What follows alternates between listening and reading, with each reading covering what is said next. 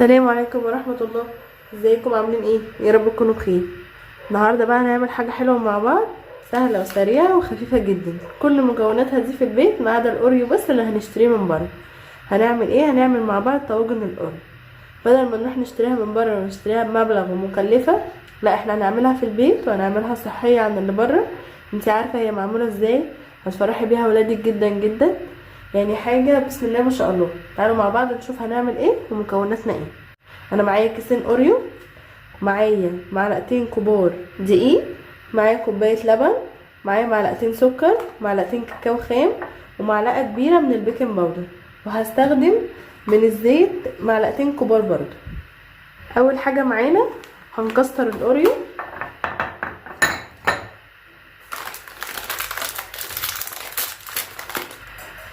هنجيب بوله،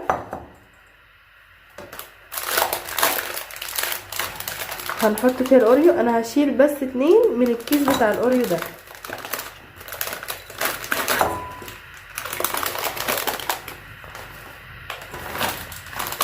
هنفضي الكيس التاني.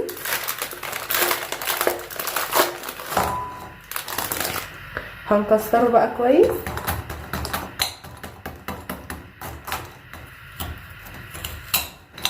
هكسره وارجع لكم تاني. كده انا كسرته بالشكل ده كده. هنزل بقى عليه بكوبايه لبن،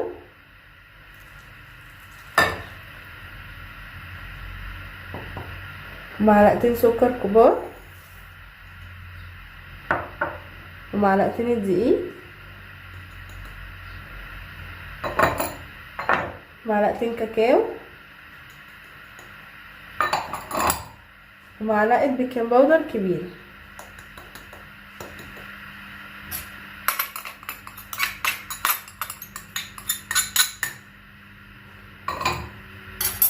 هنقلب بقى كل المكونات دي مع بعض. لازم نقلبهم جدا جدا، نقلبهم كويس لحد ما السكر يدوب. اهم حاجه ما يكونش فيه تكتلات في الخليط ده خالص. احلى حاجه في الوصفه دي ان هي كل حاجه موجوده عندك في البيت، هو الاوريو بس اللي هتشتريه من بره. هنزل بعد كده بقى بالزيت، 3 معالق كبار من الزيت.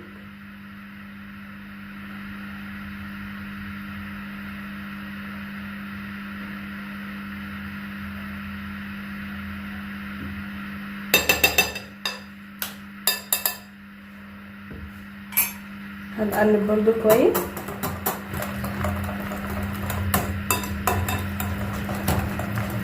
كده الخليط بقى جاهز معايا. انا مجهزه بقى معايا قوالب فخار. عندك القوالب دي مفيش مشكله، ما عندكيش يبقى اي قالب عادي نعمل فيه، مفيهوش مشكله. هنقسم بقى الخليط بتاعنا ده على الطواجن.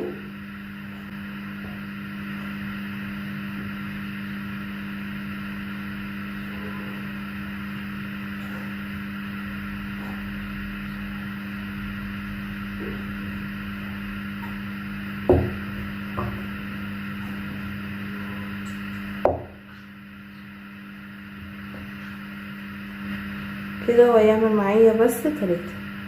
مشغله الفرن من ساعه ما ابتديت ان انا اعمل الخليط ده.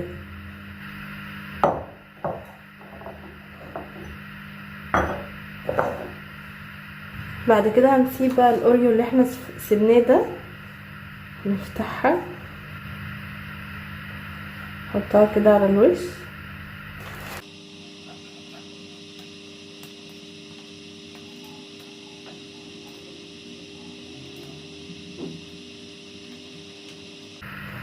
كده بقى هدخلهم من الفرن، ولما يطلعوا اوريكم الشكل النهائي. ده بقى كده الشكل النهائي بتاع الطواجن. نخرمهم كده. انا ظبطت له شويه صوص شوكولاته.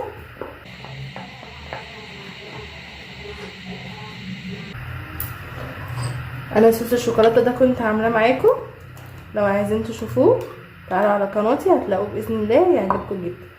كنت عامله طريقتين لصوص الشوكولاته، الطريقتين الصراحه اسهل من بعض واحلى من بعض. هنحط على الوش بقى كده صوص شوكولاته بالطريقه دي كده.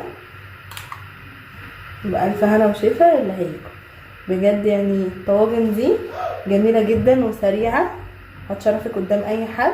جالك حد من عندك ضيوف مثلا ما عندكيش حاجه تقدميها، تخشي تعملي الطواجن دي في اقل من 5 دقايق هيبقى عندك حاجه حلوه تقدميها وتشرفك.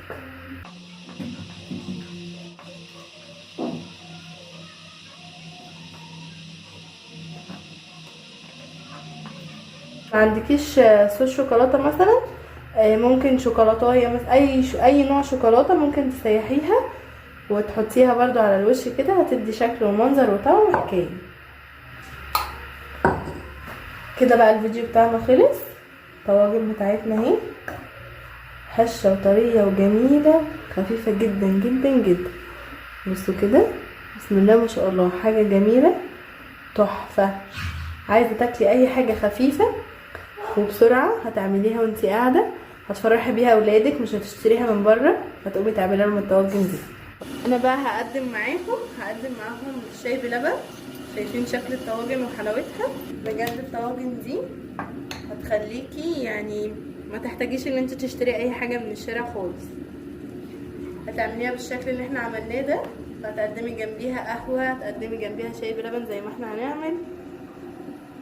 حاجه الصراحه ما شاء الله يعني جميله جدا. يا رب يكون فيديوهاتي بقى تعجبكم.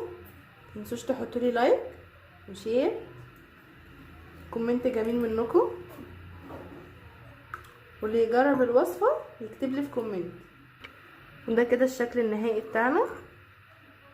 طواجن سهله وسريعه وخفيفه، حاجه هتشرفك فعلا بجد. لو جالك ضيوف او جالك حد في مش قادره مثلا تعملي حاجه، دي مش هتاخد منك 5 دقايق. اشوفكم على خير في فيديو جديد. مع السلامه.